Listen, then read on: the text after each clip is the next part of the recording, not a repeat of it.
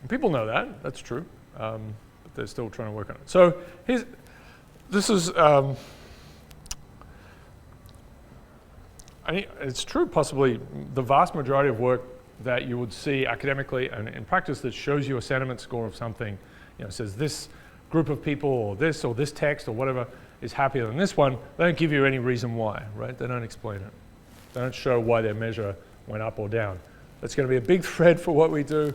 And it means if you look at something that says we just, we measured individual tweets, we gave them scores. You're just like, no, bad paper.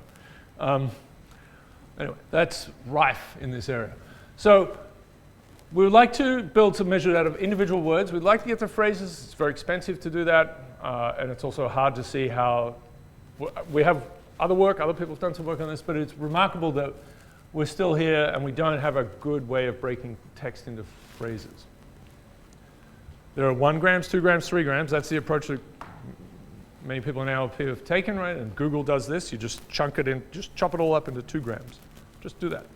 And then you've got a set of 2 grams for it, or your set of 3 grams, or your set of 4 grams.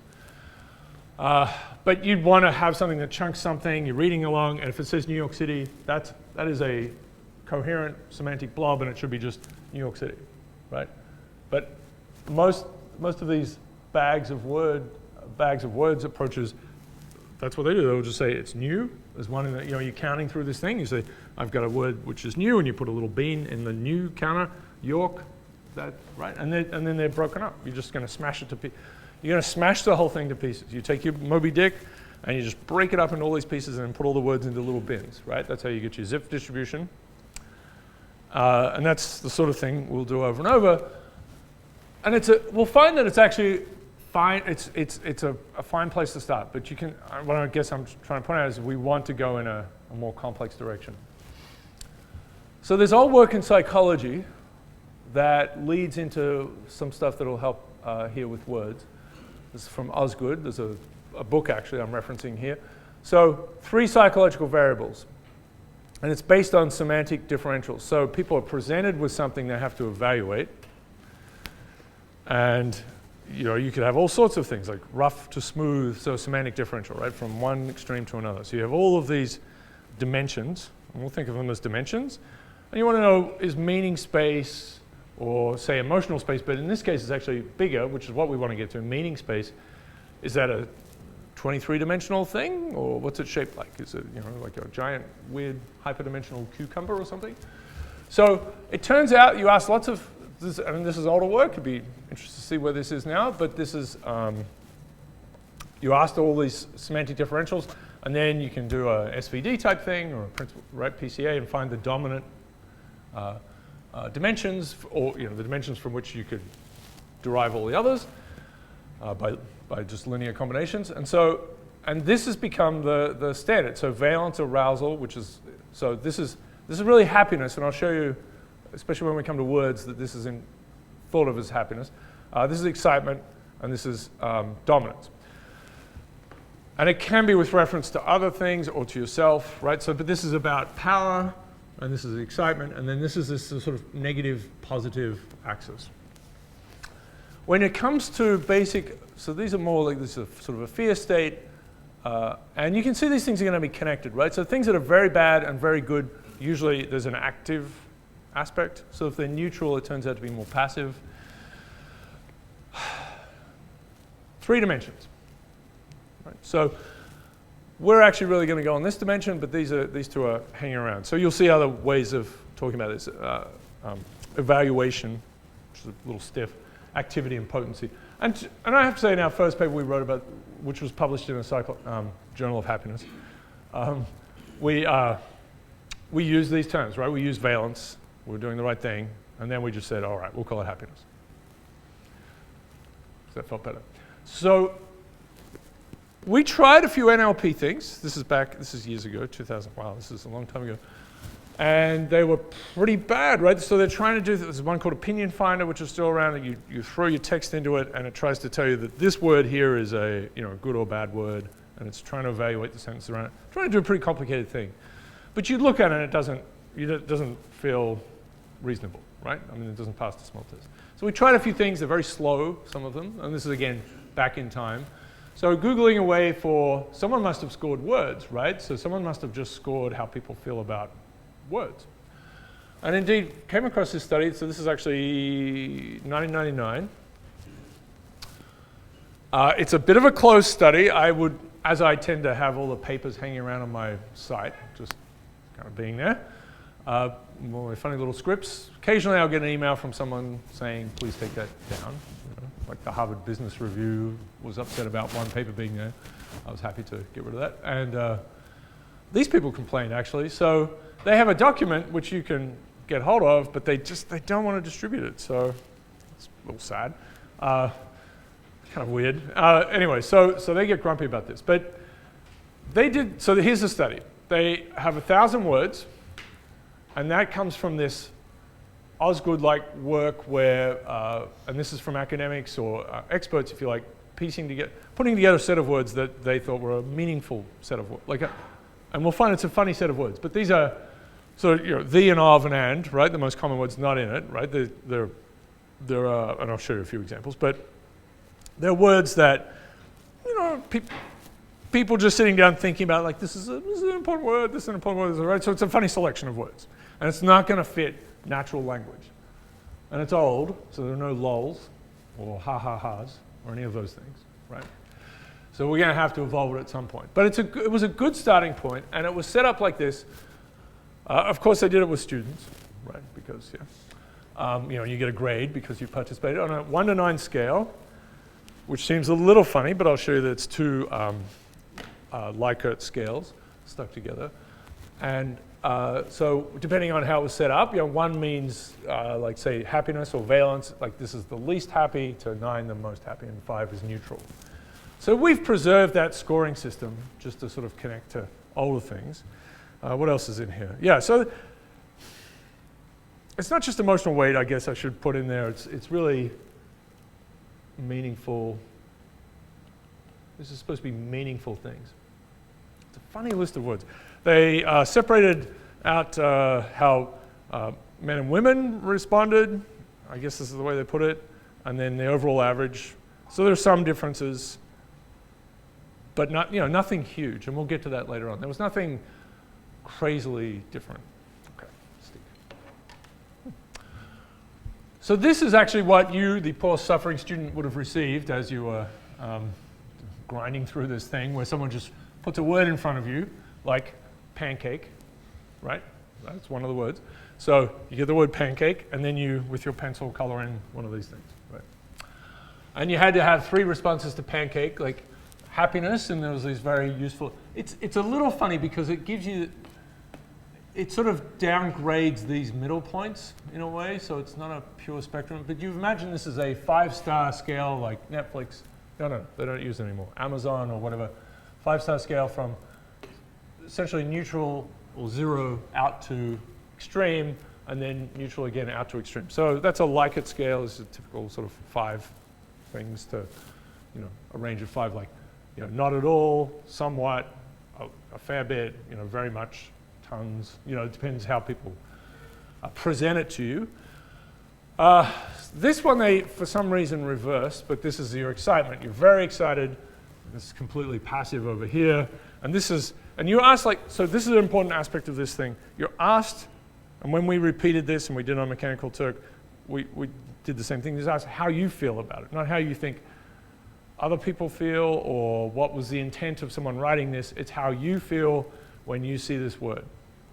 So that's important. So it's a social measure, actually, right? This word is coming to you. How do you feel about it? Right. So dominant. So this is how much do you feel in control or powerful, right? Which is kind of weird. Pretty cheesy. What's that? It grows a chin. It grows a chin. It's true. There's a little chin. Wow, it's pretty. It's not. Yeah. Like, was there a psychological reason for having these little characters?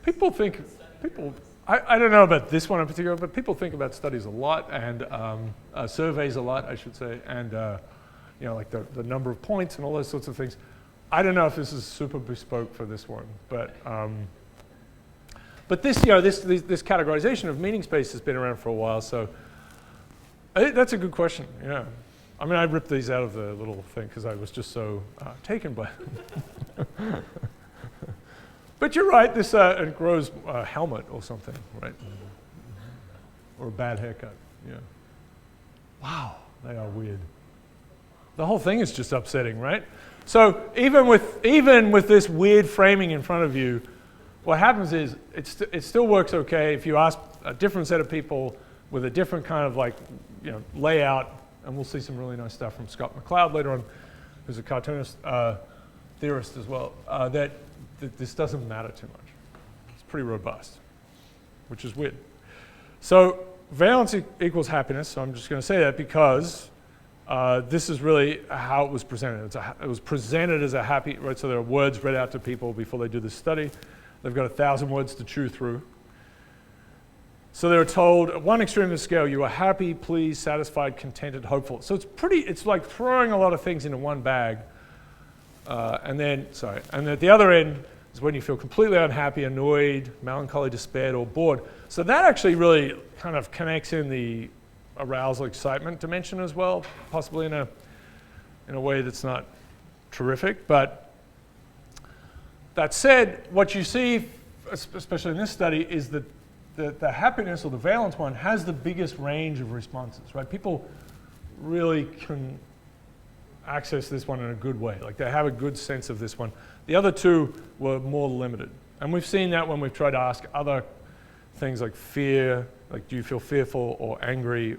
So it seems that there are arguments about this, but there's sort of kind of a classical contention now that there are 6 basic human emotions, right? And we'll get to that later on. So, and they are, well, it was in Inside Out, except they only had 5. Pixar only had 5 because they threw out surprise. I don't know why surprise was not there, which was a surprise, right? So, if you're watching,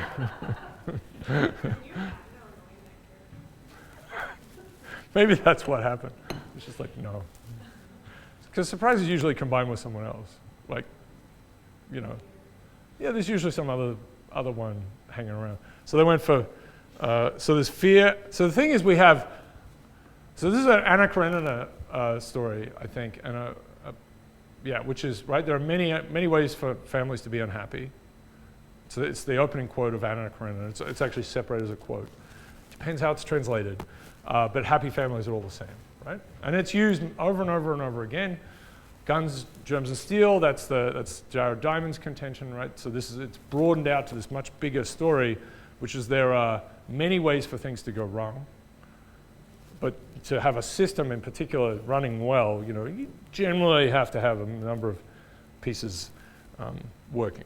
And so the Guns, Germs, and Steel, which I'll mention again, right? So what is it? You need to have a domesticable plant and an animal. There must be something these sorts of things, you have to have a reasonable climate, et cetera, et cetera, et cetera. Otherwise, it's just going to be really hard, right? And, Exhibit A for me was always... Actually, so I really thought about this.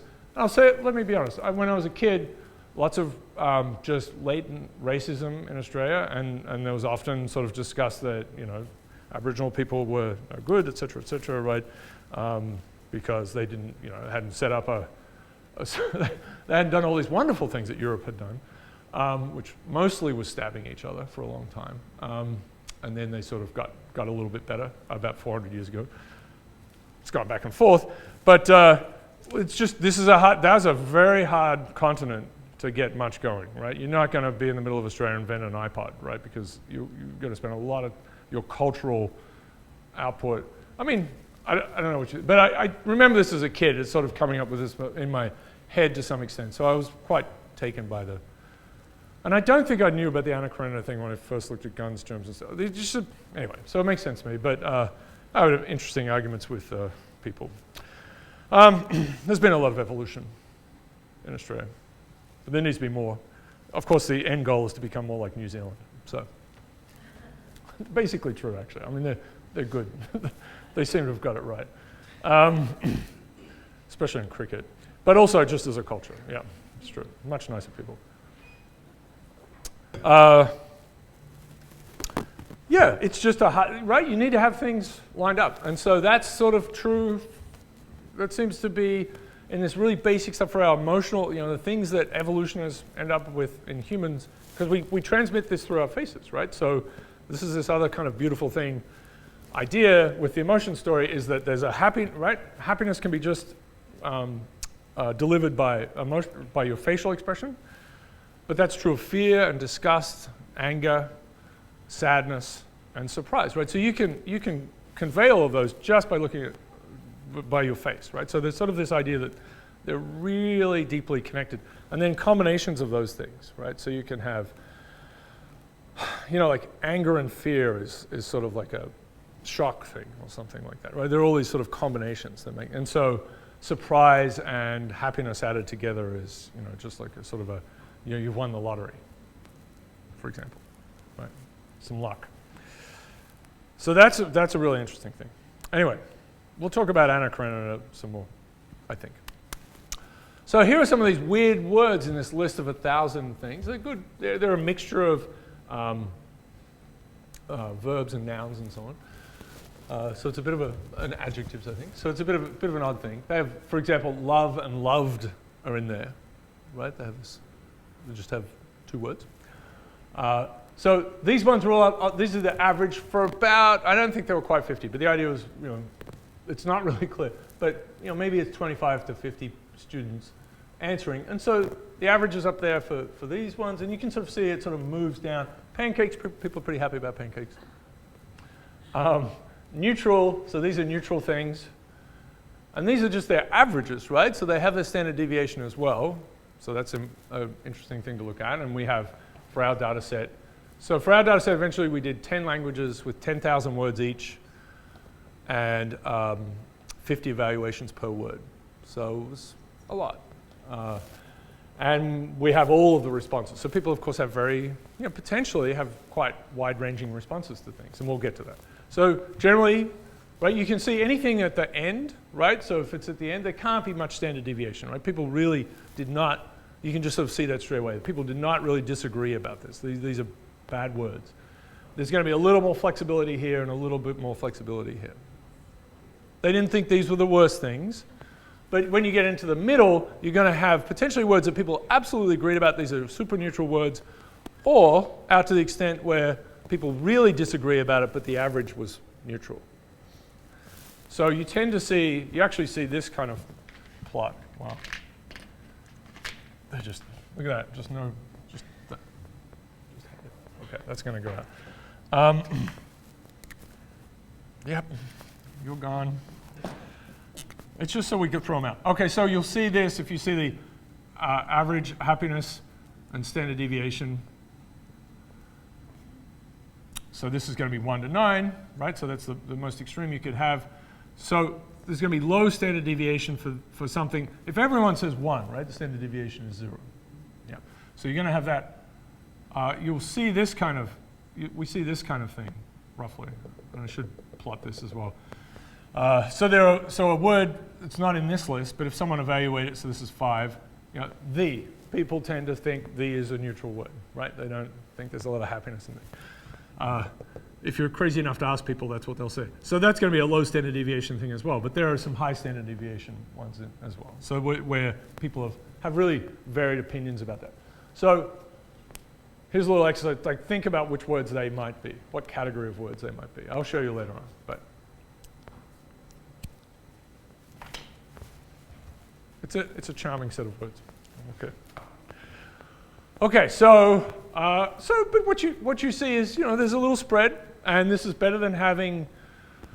So many systems will just, these sentiment things. There are many dictionaries out there will have plus or minus 1 for, right? So the word is either negative or positive or neutral, and so all of these, for example, I would think probably maybe down here, and many of them when we've done all these comparisons will be minus 1.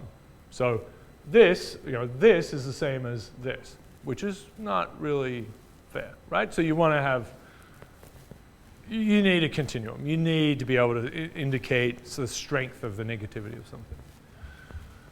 So that's a problem. As soon as you see something that has plus or minus 1, not great. Yeah, so pancakes, church, and optimism. Yeah, so we've just chosen a few little sets of words here. And this gives you the distribution. So this is going to come back. This is just an interesting thing. I mean, this is like a found data set as far as we're concerned. And is this a meaningful representation of all words, right? Is it that we have this kind of, there's a few less negative ones, there's some bulk out here, and not so many extremes. And as I said later on, what we will really find is when you actually really look at words properly, and you have to look at how frequently they're used to do this right, you'll see that there really is a preponderance of positive words. Which is that's a feel-good story that I want to tell you, because there aren't so many good stories. But that's it is a beautiful thing about language and humans, actually.